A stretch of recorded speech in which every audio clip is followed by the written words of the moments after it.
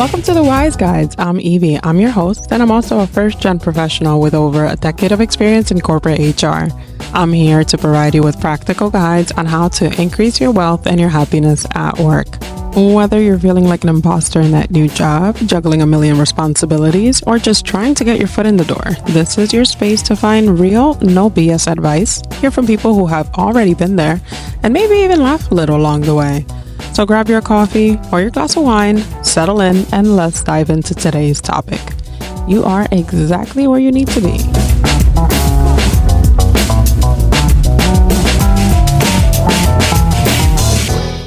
Before we get started, I want you to take a second to breathe. Maybe you're listening to me while you're commuting, maybe you're cooking dinner, or maybe you're trying to ignore the pile of laundry that's sitting across from you in the room. Wherever you are, however you showed up, I'm really glad you did. Because this episode right here, this might just be the start of what you've been needing for your career. Welcome to the short semester for professional growth. I'm calling this the Level Up series. 6 episodes, 1 episode each week. A focus, no fluff breakdown of the 6 real skills that you need in order to start getting noticed at work, and better yet, respected at work. There's no vague advice here, so I'm not going to just say be a leader or show initiative. We're getting into the actual stuff that actually moves the needle, because effort alone doesn't get you promoted anymore, and it definitely doesn't land you the job of your dreams. Visibility, value, and strategic self-awareness is what's actually going to move you forward. Why did we create this series? Let's call it what it is. Getting promoted nowadays and landing the job of your dreams is a lot harder than it used to be. Maybe you're showing up. Maybe you're reliable. Maybe you're doing really good work, but somehow you're still feeling like you're on the sidelines and you're not imagining it. Only 6% of professionals in the US actually get promoted every year. And it's not always the smartest person or the kindest person or even the most experienced person. It's usually the person who has learned to send the right signals at the right time to the right people. Signals that say this person is ready for more. That's what the series is about. It's 6 skills that quietly but powerfully tell your organization, I'm not just working, I'm leading. So how does the series work? This is what I'm calling a short semester. It's 6 weeks, each focused on 1 career-changing skill. Each week, you'll walk away with a clearer understanding of how that skill shows up at work, why it matters, especially right now, and how to start showing it authentically. I'll give you some real-world context, examples, and a weekly challenge that's easy to take on. Let's call it summer homework. Think of it like office hours with your career strategist. No corporate jargon, no pressure to be perfect, just progress that you can actually measure and feel throughout the rest of the year. Why does this matter right now? We're not just talking about professional development in a vacuum here. We're doing this right now in a world that feels really overwhelming. There's too many apps, there's too many options, there's too much noise. Decision fatigue is so real. Everyone is distracted. Everyone is trying to keep up. And AI is changing the world really, really fast.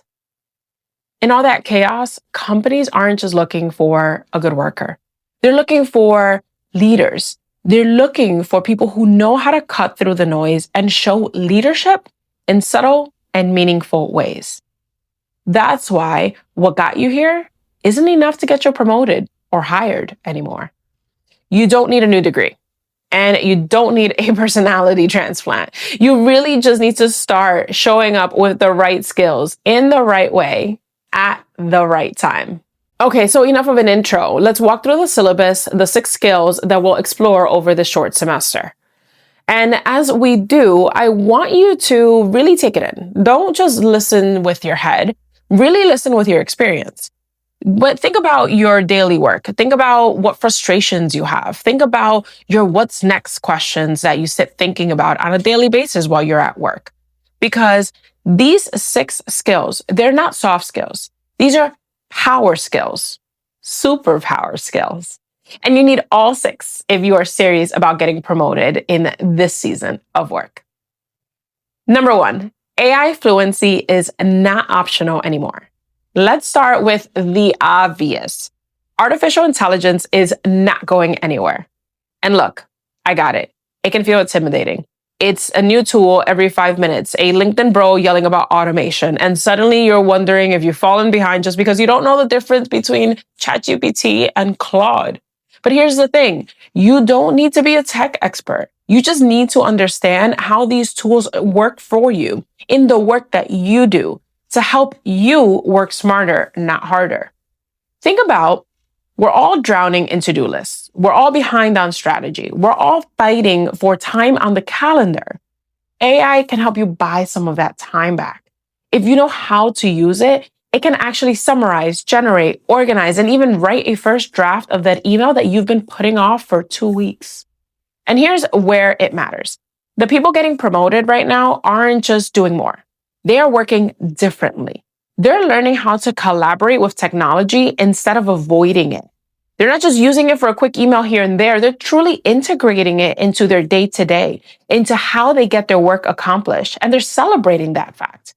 So if you are still doing everything manually, that is not dedication. It is inefficiency. And it is absolutely time for you to make a shift. Next up is creativity. Now, let me be clear. This doesn't mean painting or writing poetry. This means that you're someone who can think differently. You can spot patterns. You can catch things that others missed and connect dots in a new way. So let's paint the picture. We live in a copy and paste culture. We just talked about AI and artificial intelligence, how everybody's using it. Everyone's reusing templates. Everybody's mimicking what's already worked, waiting for somebody else to tell them what to do.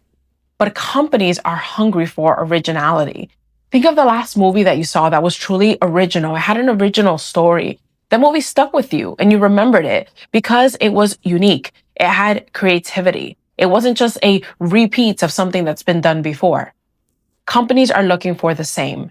They're not looking for chaos. They're looking for a new direction, new ways to solve old problems. Creativity is about offering perspective that changes the room.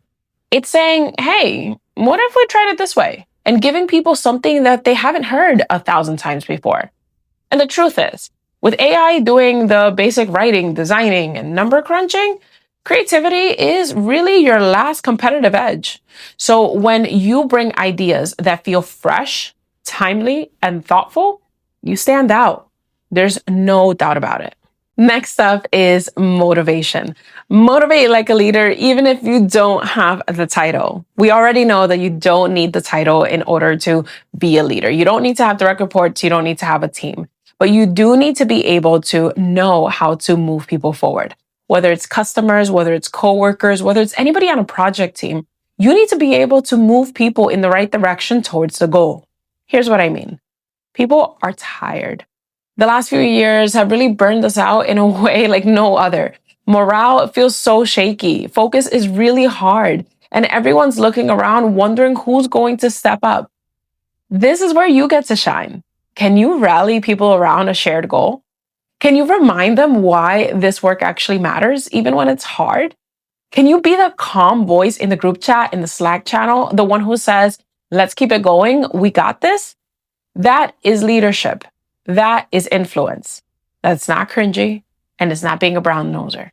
That's the kind of thing that people notice when they're deciding who's going up to the next level. You don't need authority. You need energy and the willingness to use it for more than just your own success, but really to motivate others to get the goals accomplished. Next up, number 4, decision-making is power. Can you make the call? Let me paint the picture in a modern life terms. How long does it take you to pick a restaurant on Uber Eats? Exactly. We are living in an era of decision fatigue. Too many choices, too much guessing, and too much worrying about getting it wrong. Now, translate that into the workplace. When everybody's stuck in planning mode, be the person who can say, here's what I recommend, here's why, and I'm willing to take a lead on it. That person becomes invaluable. Leaders don't always need the perfect answer, but they're always willing to make the call. And here's the secret. Indecision is extremely expensive. It slows teams down. it really breaks trust. It makes people nervous. So when you demonstrate sound, confident decision-making, even for the most small things, you signal that you are ready to take on more responsibility. Even if it's not always perfect, you're showing people you can trust me to move things forward. And at the very least, I will take accountability for the decisions that I make. That is true power. Number 5, emotional intelligence. In a world that is always spinning, we need to have somebody that can keep us grounded. Let's not sugarcoat it. Our workplaces, and honestly, our whole world is really messy. Emotions are high.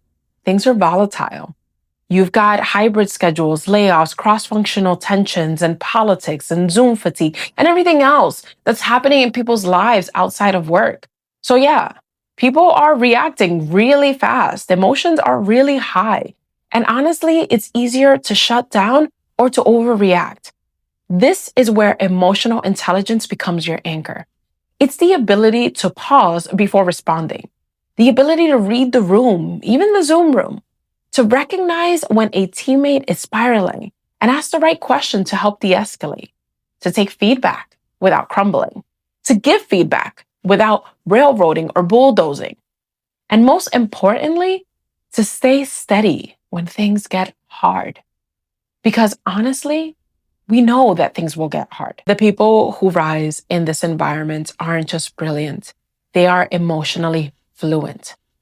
They know how to navigate conflict, self-regulate, and create safety in their presence. That type of leadership energy is the kind that gets rewarded.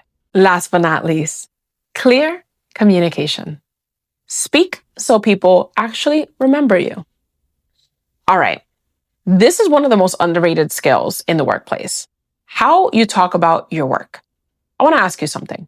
If somebody outside of your department asked you, what are you working on right now? Could you explain it in under 60 seconds and make it sound impactful, interesting, so that they want to ask you follow-up questions? If you hesitated, don't worry. You're not alone. Most people ramble. They don't know how to clearly explain what's on their plate. They definitely don't know how to clearly explain the impact that they're making for the organization. They qualify everything with, I don't know, does that make sense? Or this might sound dumb, but, and when you speak like that, it trains other people to overlook you. Promotable people, hireable people are able to speak about their work with clarity, confidence, and purpose. Not arrogance, but clarity. Because when you can't explain what you do, it makes it really, really hard for people to advocate for you. So in that specific episode, we're going to help you tighten your language, to stop disclaiming your work, and to learn how to speak about your work in a way that makes other people listen and actually remember what you said. So that's it. Those are the 6 topics, the 6 skills, the 6 superpowers that we will be discussing over the next 6 weeks. So before we dive into episode 1, I want to invite you to do a quick self-check. Nothing intense, just a moment to take inventory of where you are right now, how you can keep track of where you are and where your growth will be over the next 6 weeks. So ask yourself, for each of these 6 skills, on a scale of 1 to 5, where am I? 1 being, I don't really demonstrate that skill yet or consistently, to 5, this skill shows up consistently in my work. I feel pretty confident about it. Let's go through them one by one. First, how confident am I using AI tools to simplify and accelerate my work? 2, how well do I build trust and connect with people on a human level, even over Zoom or Slack? Number 3, when is the last time that I helped someone else stay motivated or pushed forward a project without being asked? Number 4, do I tend to hesitate or delay when decisions need to be made, or do I take the lead? Number 5, how often do I notice and manage my own emotions? Or how often do I help de-escalate other situations at work? And last but not least, am I clear, concise, and confident in how I speak about my work and sharing updates? That's it. No pressure, no judgment. But if you are rating yourself a 5 on each one of these and you still don't feel like you are visible or that you are promotable or that you will land the job of your dreams, we need to have a talk. This isn't about getting a perfect score. This is about being honest and self-aware. That self-awareness is your plan, your roadmap for your next promotion. So let's wrap this overview episode with a bow. You don't need to overhaul who you are. You don't need to become somebody that you're not. You just need to start showing the right signals at the right time, clearly, consistently, and confidently. This series is your cheat code. And your job is just to show up, to listen, to reflect, and to keep going. Next week, we are going to kick off with AI fluency. And I promise it's not going to be scary. It's just going to be empowering. So class is officially in session. Let's level up together.